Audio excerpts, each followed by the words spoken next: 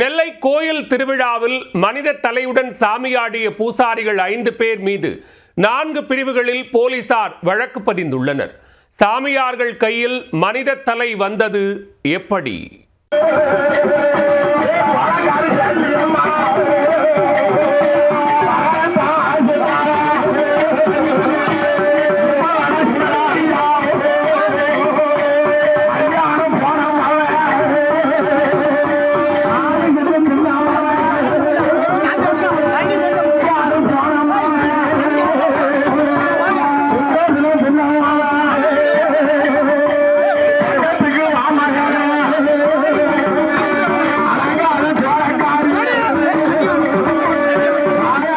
தெய்வங்களாக கருதும் கோயில் திருவிழாக்களில் மயான கொள்ளை, சாமக்கோடை போன்ற வேட்டை விழாக்களும் இடம்பெறும்.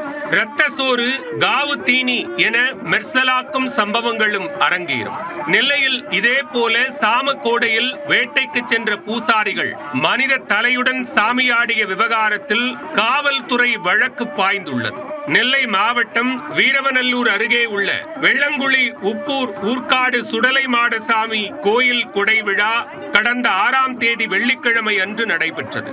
அன்று இரவு 12 மணிக்கு நடைபெற்ற சாமக்கோடையில் வேட்டைக்கு சென்ற சாமியாடிகள் சுடுகாட்டிற்கு சென்றுவிட்டு கோயிலுக்கு திரும்பிய போது மனித தலை மற்றும் கை கால்களுடன் வந்து ஆடியது சர்ச்சையானது.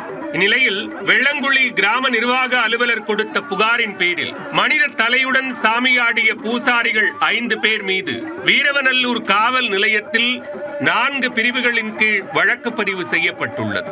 ஒழுக்கத்தை பாதிக்கும் குற்றச் செயல்கள், உயிருக்கு ஆபத்தான நோய் தொற்றை பரப்பக்கூடிய செயல்களை செய்தல், உடல் புதைக்கப்பட்ட இடத்தில் அத்துமீறி நுழைதல் உள்ளிட்ட 4 பிரிவுகளில் பூசாரிகள் மீது வழக்கு பதிவு செய்யப்பட்டுள்ளது. சம்பவம் தொடர்பாக தொடர் விசாரணை நீடித்து வரும் நிலையில் பூசாரிகள் மீது FIR போடப்பட்டிருப்பது நெல்லையில் சலசலப்பை ஏற்படுத்தியுள்ளது.